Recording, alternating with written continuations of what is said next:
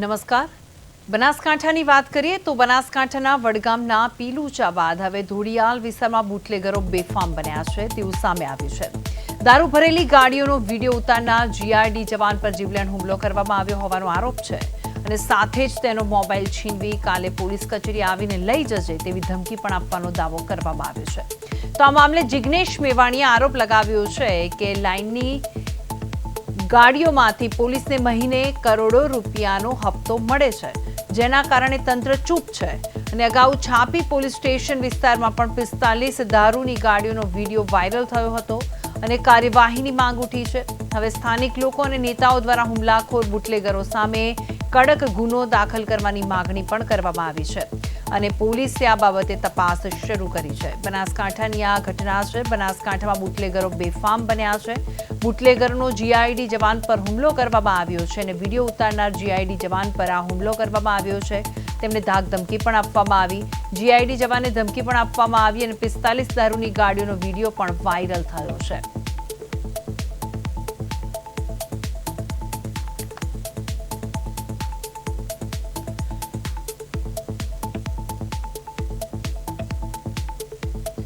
અમે તમને આ વિઝ્યુઅલ્સ બતાવી રહ્યા છે. એક પછી એક એમ એવી રીતે 45 ગાડીઓ રવાના થઈ રહી છે અને વિડીયો ઉતારનાર જે જવાન હતો તેને ધાકધમકી આપવામાં આવી અને તેને જીઆરડી જવાને ધમકી આપવામાં આવી અને 45 ગાડીઓની જે વિડીયો છે, દારૂની બોટલો લઈ જતો જે વિડીયો છે, ગાડીમાં દારૂ ભરીને આ ગાડીઓ પસાર થઈ રહી છે અને તેને લઈને આ જે વિડીયો ઉતારવામાં આવ્યો છે, જે જવાને આ વિડીયો ઉતાર્યો છે તેને ધમકી પણ આપવામાં આવી છે.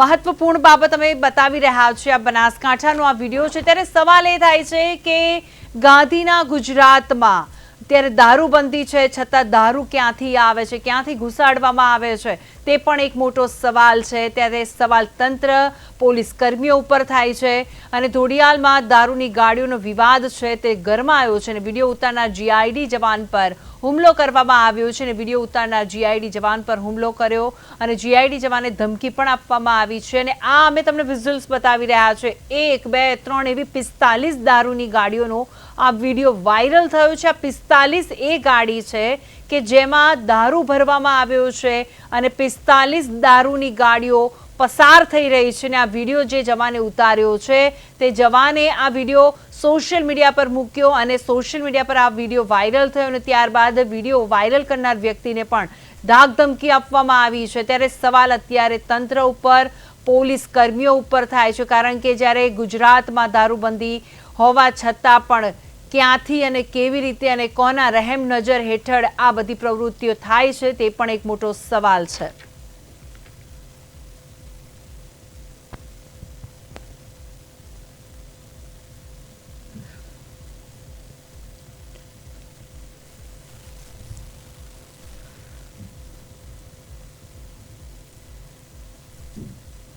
પીલુચા પાસેથી મોડી રાત્રે 45 જેટલી દારૂ ભરેલી ગાડીઓનો કાફલો લઈને બુટલેગરો એક પછી એક 45 ગાડીઓ લઈને નીકળ્યા. એ વિડીયો પણ વાયરલ થયો. સોશિયલ મીડિયામાં તમે કદાચ જોયો હશે અને સંજયસિંહ રાજપૂત નામના યુવાન મિત્રે આખો પર્દાફાશ કર્યો હતો. આજ દિન સુધી એની કોઈ યોગ્ય તપાસ કરવામાં આવી નથી અને એના પછી ગઈકાલે મોડી રાત્રે ઘોડિયાલ ગામેથી 9 ગાડીઓનો કાફલો નીકળ્યો અને જીઆરડીના જે જવાને એનું વિડીયો રેકોર્ડિંગ કર્યું એ ગાડીઓ જાય છે અને રિટર્ન આવે છે 10 થી 15 મિનિટમાં અને એ જીઆરડીના જવાનને બરાબર કૂટી નાખ્યો છે. બનાસકાંઠામાં વિદેશી દારૂ મામલે ફરી એકવાર રાજકારણ ગરમાયું છે. વડગામના ધારાસભ્ય જિગ્નેશ મેવાણીએ સોશિયલ મીડિયામાં એક વિડીયો વાયરલ કરીને બનાસકાંઠા પોલીસ ઉપર ગંભીર આરોપ લગાવ્યા છે. તેઓએ આ વિડીયોમાં કહ્યું છે કે જે વડગામ વિસ્તારના એક જીઆરડી જવાન ઉપર બુટલેગરોએ હુમલો કરીને તેની લૂંટ ચલાવી છે અને તેનો મોબાઈલ પણ છીનવી લેવામાં આવ્યો છે અને સાથે સાથે તેઓએ જણાવ્યું છે કે જે બનાસકાંઠાની પોલીસ છે તે મહિને 4 કરોડનો હપ્તો લે છે, જેથી આવા ગુનાઓ બનતા રહે છે અને આવી ઘટનાઓ પણ બનતી રહે છે. જેથી આ સમગ્ર મામલે હાલ તો વડગામ પોલીસે જીઆરડી જવાનને બુટલેગરોને મારવાના મામલે પોલીસ ફરિયાદ નોંધીને આગળની કાર્યવાહી હાથ ધરી છે. રાજેશ રાવલ, પ્રદેશ 24 ગુજરાતી, બનાસકાંઠા.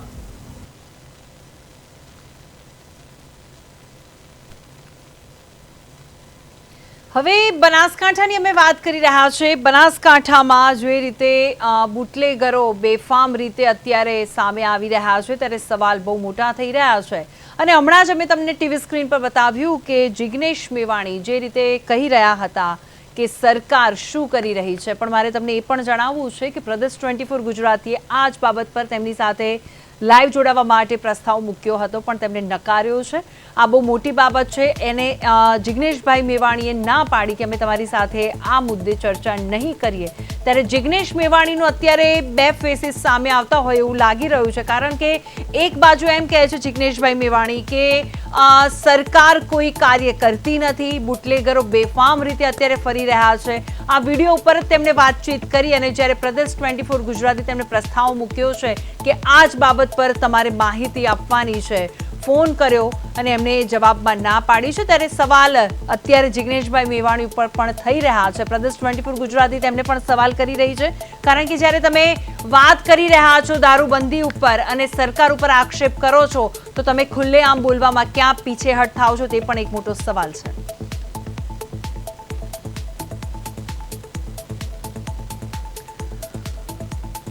હવે વડોદરામાં પણ મોટી કાર્યવાહી કરવામાં આવી છે. દવાની બોટલોની આડમાં કન્ટેનરમાંથી મોટી માત્રામાં દારૂ ઝડપાયો હતો. આ 18 મેના રોજની આ ઘટના છે.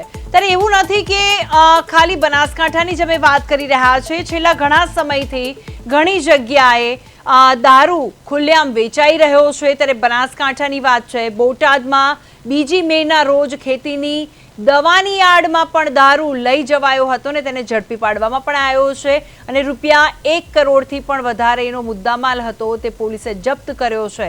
એટલે સુરેન્દ્રનગર હોય કે બનાસકાંઠા હોય કે અન્ય કોઈ જગ્યા હોય, પણ અત્યારે દારૂની જે રેલમછેલ છે, દારૂને જે રીતે ઘુસાડવામાં આવે છે તેની ઉપર સવાલ અત્યારે બહુ જ બધા થઈ રહ્યા છે. ત્યારે સુરેન્દ્રનગરમાં પણ 3 મેના રોજ કારમાંથી દારૂનો જથ્થો ઝડપાયો હતો અને તેની બાતમી મળી અને ત્યારબાદ રૂપિયા 6 લાખથી પણ વધુનો મુદ્દામાલ કબજે કરવામાં આવ્યો હતો.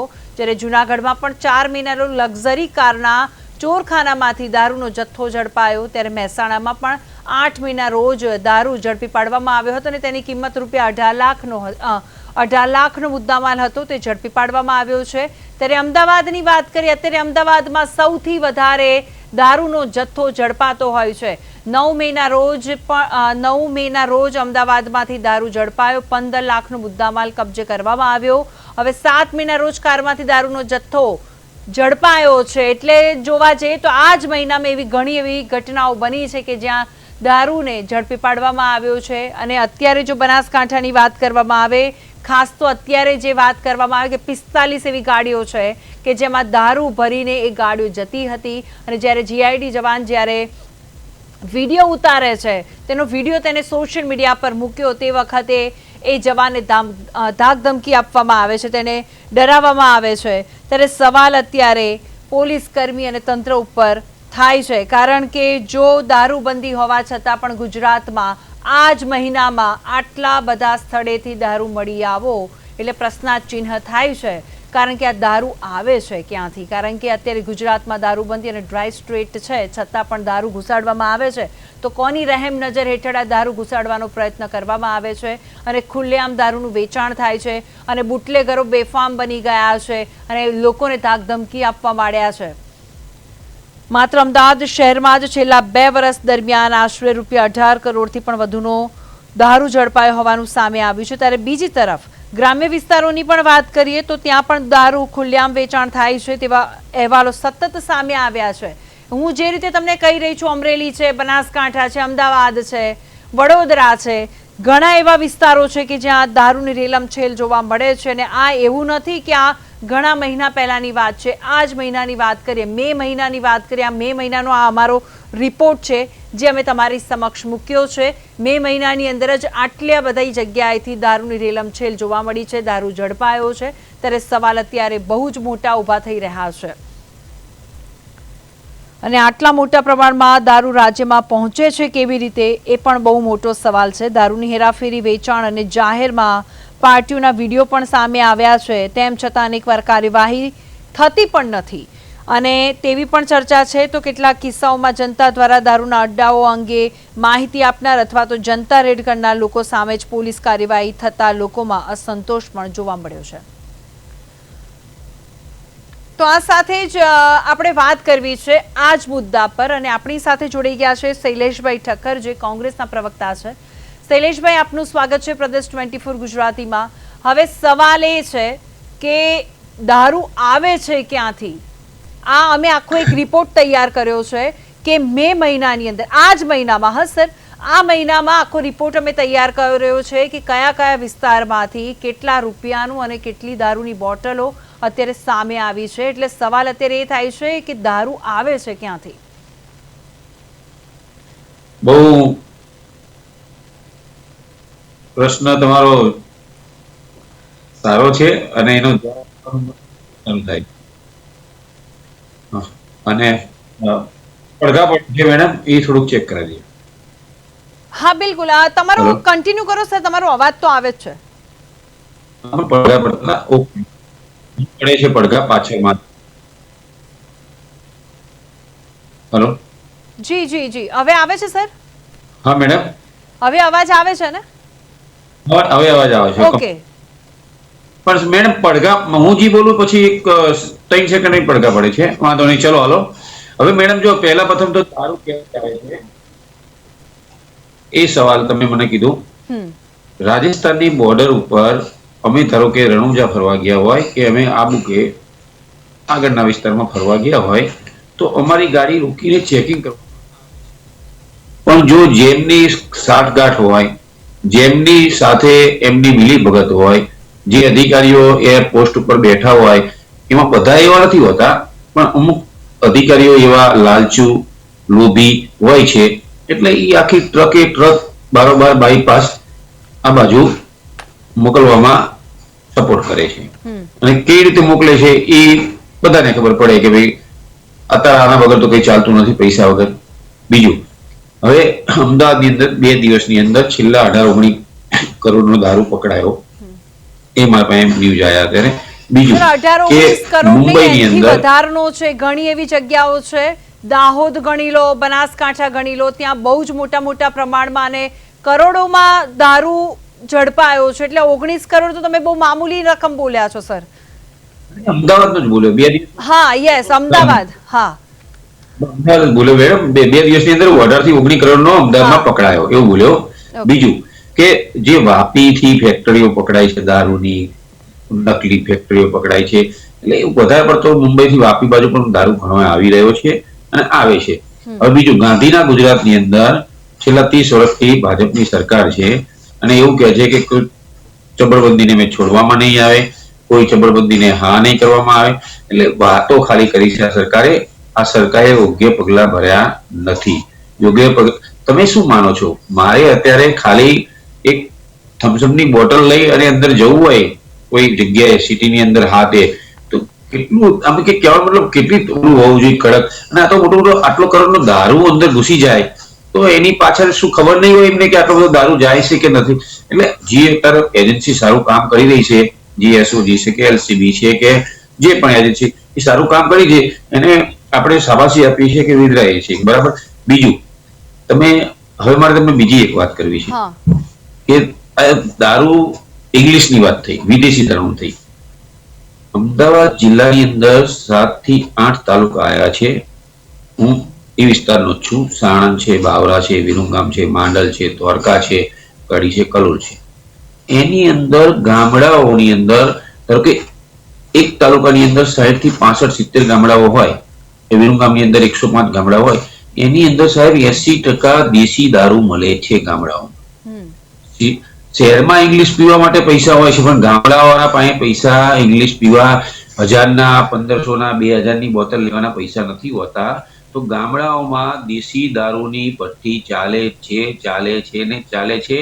જો કોઈ પોલીસ અધિકારી જોતો હોય આપણી ડિબેટ, તો તેમને હું ખાસ કહેવા માંગુ છું કે એ દારૂ છે ને બહુ એકદમ નકલી, અને ગોળ પણ એનો ગોળ આવે એ પણ નકલી, એકદમ હાવ થર્ડ ક્લાસનો આવે છે, અને દારૂ પણ હાવ થર્ડ ક્લાસનો આવે છે. એ પીતા પછી માણસ 5 થી 10 વર્ષ જ જીવે છે દેશી દારૂ પીતા પછી. એ અમને અનુભવ છે. કારણ કે તમે આ જે વાત કરી રહ્યા છો એ વિસ્તારનું નામ તમે જણાવી શકો અમને? વિસ્તાર અમદાવાદ જિલ્લાના ગ્રામ્ય વિસ્તારમાં છે. અત્યારે તમે મને મોઢેથી બોલાવરાવો છો તો હું બોલું જ છું કે અમદાવાદ જિલ્લાના ગ્રામ્ય વિસ્તારની નહીં નહીં, અંદર એવું નથી તમામ જગ્યાએ શૈલેષભાઈ કે દારૂ હું મળે છે, તમને દેશી બોલાવી રહી છું, કોથળી પણ કે આપણે બંને થઈને કદાચ સરકાર સમક્ષ આપણો અવાજ જાય તો તેમને ધ્યાનમાં આવે. કદાચ સરકારને કદાચ એ વિસ્તાર ધ્યાનમાં નહીં હોય એટલે સરકાર ત્યાં સુધી નથી પહોંચી રહી. હવે બીજી વાત મારે તમને એ પણ કરવી છે, મારે શૈલેષભાઈ બીજી વાત એ પણ કરવી છે કે તમારી નીચે બીજી એક ફ્રેમ બનેલી છે ભાજપના નેતાની, પણ અમે ઘણી અહીંયાથી કોલ કર્યા આ બાબતે પણ કોઈ બોલવા માટે તૈયાર નથી. એટલે આ ફ્રેમ મેં એટલા માટે બનાવડાવી છે કે ભાજપના કોઈ બી નેતા અત્યારે બોલવા તૈયાર નથી આ બાબતે. શું કામ બોલે? ખેડૂતો તો મારા ગામમાં અત્યારે 140 ટ્રેક્ટર છે. 140 ટ્રેક્ટરને રોજનું 100 લીટર ડીઝલ જોઈએ છીએ, કારણ કે હવે વાવણી કરવાનો સમય આવશે એ પહેલા 3 થી 4 વરું, એટલે 2 હેક્ટરનું ખેતર હોય ને એની 3 થી 4 વરું ખેતર ટ્રેક્ટર લઈને ખેડવાનું હોય છે. એ ભાઈને અત્યારે એવું છે કે પેટ્રોલ પંપ ઉપર જાઓ એટલે ડીઝલ નથી. ગામડે ગામડે અત્યારે ટ્રેક્ટર લઈને જાઓ એટલે ટ્રેક્ટરની અંદર ડીઝલ આપે 50 લીટર 100 લીટર, તોથી વધારે નથી હાલતા, પણ ડીઝલ નથી. એ સત્ય છે વિસ્તારની અંદર, ગ્રામ્ય વિસ્તારની અંદર સત્ય છે. તમે તમારું ન્યૂઝ 24 લઈને તમે પહોંચો અને હું પહોંચું, તમે કહો તો કાલે આપણે 5 પેટ્રોલ પંપ ફરીએ, ડીઝલ એકે જગ્યાએ ડીઝલ નથી મારા વિસ્તારની અંદર, કારણ કે ખેડૂતો તો દુઃખી છે. એટલે આ ભાજપ વાળાને જવાબ દેવો નથી. અત્યારે ક્યાં ગયા ધારાસભ્ય, ક્યાં ગયા સંસદ સભ્ય, ક્યાં ગયા મંત્રીઓ? તમારા જવાબ દેવા કેમ તૈયાર નથી આ ડીઝલ વિશે ખેડૂતોના? જ્યારે વોટ લેવાતા તો રાતે 2 વાગ્યા સુધી પ્રચાર કરતા હતા કે ભાઈ ભાજપને વોટ આપજો, ભાજપને વોટ આપજો. 7 દિવસ સુધી રેલી કાઢતા હતા. બિલકુલ શૈલેષભાઈ, બીજો સવાલ એ છે કે, અને આ બહુ મહત્વનો છે કે ઘણીવાર તમે એવા વિઝ્યુઅલ્સ પણ જોયા હશે કે મહત્વની વાત એ છે કે સરકારને નથી ખબર કે આ દારૂ ક્યાં વેચાય છે, પણ નાના નાના છોકરાઓને ખબર હોય છે જગ્યા. આ બહુ મોટી વસ્તુ છે. તમે નહીં માનો, અત્યારે આપણે સારું કહેવાય કે આપણા ગુજરાતની અંદર બહારના લોકો જે મહેનત કરવા આવે છે, મજૂરી કરવા આવે છે, જે બિહાર છે, યુપી છે, બરાબર, એ લોકો આવે છે અને એ વિસ્તારની અંદર, ધારો કે હું અમુક વિસ્તારના નામ દઈશ તમને, એ વિસ્તારની અંદર તમે જો ચાંગોદર જોઈ લો, તમે ચાંગોદર બાજુ જુઓ, તમે એ વિસ્તારની અંદર તમે રેલવે સ્ટેશનની આજુબાજુ જુઓ એટલે 1000 દેશી દારૂની ખાલી કોથળીઓ પડેલી મળશે તમને. 1000 થી વધારે ખાલી કોથળીઓ મળશે. એટલે ઘણા વિસ્તારમાં એવા વિસ્તારમાં છે કે દેશી દારૂ મળે છે, ખબર છે કે મળે છે, આ જગ્યાએ મળે છે, એવું નથી કે નથી મળતું. એ વિસ્તાર એક નથી, ઘણા વિસ્તાર એવા છે કે એમ મળે છે ને મળે છે. નાના છોકરાઓને ખબર હોય છે, ગામના રહેવાસીઓને ખબર હોય છે, ગામના સરપંચને ખબર હોય છે, ગામના તાલુકા ડેલિગેટને ખબર હોય છે. પણ આ બુટલેગરની એટલી એની પેલી સત્તા હોય છે ને કે ઉપર હાથ હોય છે મોટા લોકો, બરાબર, કારણ કે આમને વોટ લેવાના હોય, આમને બધું કરવું પડે છે કે બીજી મિનિટ. બિલકુલ શૈલેષભાઈ, આપનો ખૂબ ખૂબ આભાર. તમે અમારી સાથે જોડાઈને ખૂબ જ સારી રીતે માહિતી આપી તેના માટે.